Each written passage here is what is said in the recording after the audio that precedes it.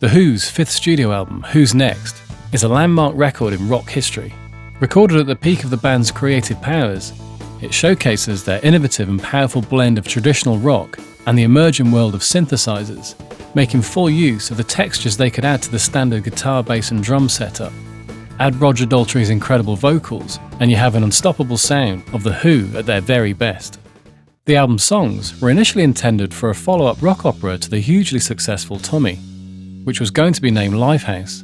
However, right in the midst of its conception, doubts began to spread about Pete Townshend's ideas.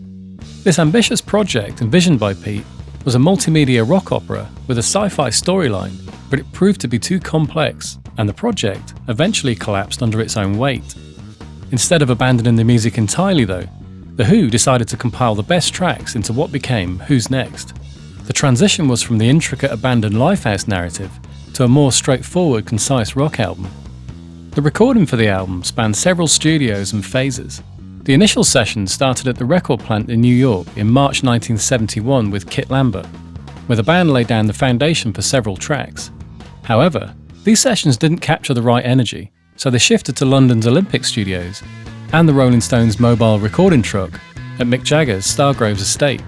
Here, they refined their sound, benefiting from producer Glyn Johns' expertise.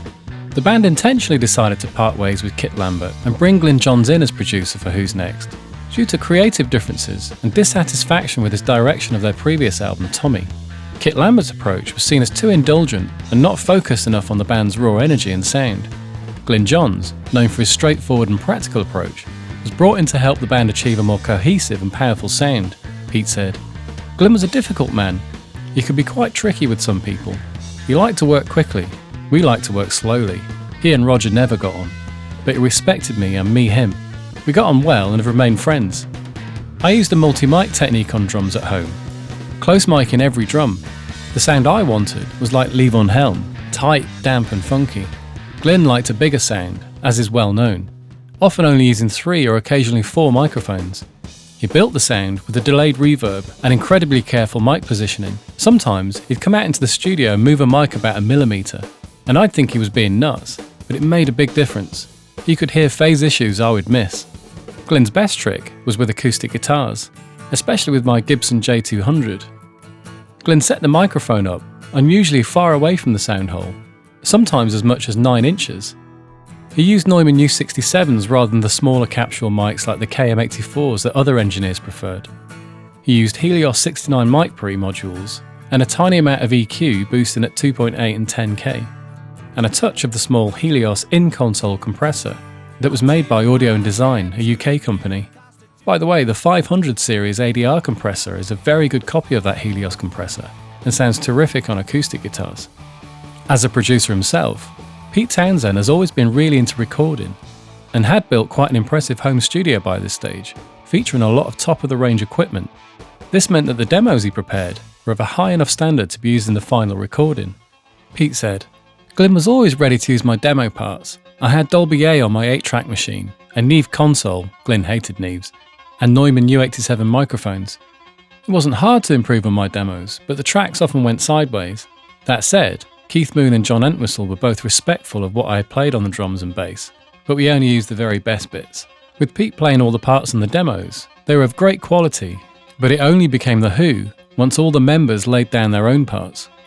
The bulk of the album was recorded at Olympic Studios in June and July of 1971, where classics like Baba O'Reilly were really brought to life. Other songs like Won't Get Fooled Again were recorded at Stargrove's and based on Pete's demos. Pete's use of synthesizers on Who's Next was groundbreaking. He integrated his synthesizers into rock music in a way that was revolutionary at the time. Instead of using it as a mere sound effect as it had been, he treated the synthesizer as a core instrument, weaving it seamlessly into the fabric of the album. Tracks like Baba O'Reilly and Won't Get Fooled Again feature those dynamic soundscapes that have an organic feel to them, with the parts being played live as opposed to sequencer loops. The sequencer effect you hear on Won't Get Fooled Again is a result of processing Pete's Lowry Berkshire Deluxe organ into a VCS-3 synthesizer. This creates that distinctive arpeggioed sound. Pete would later use the ARC 2600 to create this effect. Pete's main guitar setup for the album was a mixture of his stage setup at the time, which was a Gibson SG with P90 pickups into a high-watt amp, and a 1959 Gretsch 6120 Chet Atkins hollow body through an Edwards volume pedal to a Fender Bandmaster amp. His main acoustic was the Gibson J200. The Gretsch electric sound was actually first discovered on Bargain. Pete said, "I think that was the first time I used the rig that Joe Walsh sent me. I had gifted him an ARP 2600, so he gifted me that rig and said Neil Young was using it all the time." The secret is the Edwards pedal. The Gretsch will feed back hugely, and the pedal allows you to ride the crest of it. The amplifier is the old Bandmaster, and I still have it, and the new one too, and they sound the same, very grungy. John Entwistle's main bass was his modified Fender Precision into a high-watt DR103 amp. The bass, named Frankenstein, was a parts bass that John had put together himself.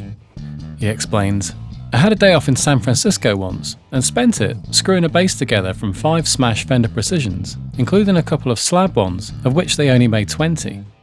I took the pickup and the scratch plate from one of the slab Precisions, a neck from another, machine heads from a jazz bass, the body off a Sunburst Precision and a tailpiece from another. The slab Precisions were like white squared off Telecasters with a split pickup and maple neck. I don't know what they used on them, but those basses had a sound of their own, really raunchy, with more of a growl than a regular Precision. I had about 35 Precisions, all with different colours and from different eras, but I always go back to Frankenstein." This bass was sold at Sotheby's in May 2003 for £62,400. Another key part of his sound was the RS-66 rotor sound strings he used. In fact, he used his own signature design, John remembers. "I was looking for bass strings that vibrated properly, and I couldn't find a good E and A string on any set at all, except maybe Philabella. They weren't too bad, but I wanted a round-wound string. I was approached by Rotor Sound and went to the factory, so I sat there all afternoon while they made me strings with different cores and different gauges and different types of wire. And finally we got a balanced set. They put them into their range and named them Swing Bass, and they've been out ever since.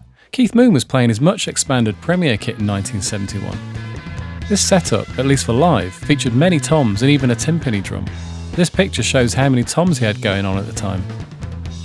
Keith was looking for a fuller tone to his drums after a lot of their previous records had been criticised for having a thin sound. He even remarked, "It sounded like I was banging on biscuit tins." Their attention paid off, as the drums definitely have a great sound and capture Keith's incredible playing perfectly. These are the drums in isolation.